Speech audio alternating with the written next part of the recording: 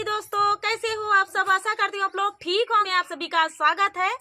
तो आज हम सभी लोग सुनाएंगे आप सभी को देवी पचरा गीत। तो नवरात्रि में देवी पचरा का महत्व ही अलग है, क्योंकि देवी मैया पचरा से ही खुश रहती हैं और अड़हुल के फूल से तो दोस्तों ज्यादा खुश हो जाती हैं। तो देवी मैया को हम सबको मनाना है, तो देवी मैया आशीर्वाद देंगी, मनाएंगे तभी।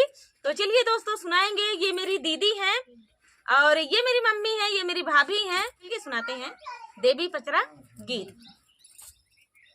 नीमिया की डारिया बैठे दुई रे सुगनवा हो कि भोरवा हो तैना, हो कि भोरवा हो तैना। बोलै माधुरी बचनिया हो कि भोरवा हो तैना, बोलै माधुरी बचनिया हो कि भोरवा हो तैना। जावौ सुगना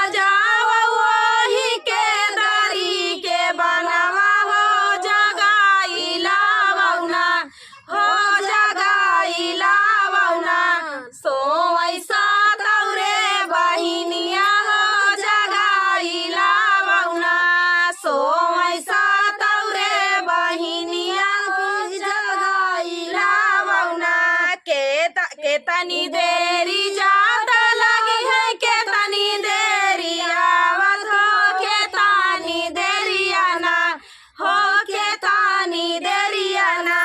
बास करी है मोरी मायरिया हो, केतनी देरी आना। बास करी है मोरे लगनवा हो, केतनी देरी आना। केतनी देरिया ज्यादा लगी है, केतनी देरी आवत हो, केतनी देरी आना हो, केतनी देरी आना। बास करी है मोरे आंगनवा हो, केतनी देरी आना। पाल भर जाते लगी है, पाल भर आवत हो, नवाई दिनवना हो, नवाई दिनवना।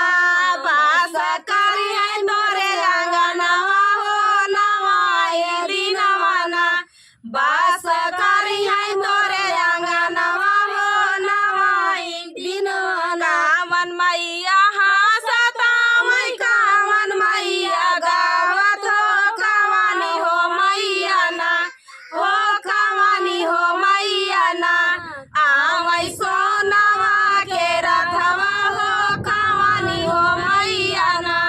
आवै सोनवा के रथवा हो, कवानी हो मैया ना। दुर्गा मैया हंसत आवै, शारद मैया गावत हो, सतौरे बहिनी ना हो, सतौरे बहिनी ना। आवै सोनवा के रथवा हो, सतौरे बहिनी ना।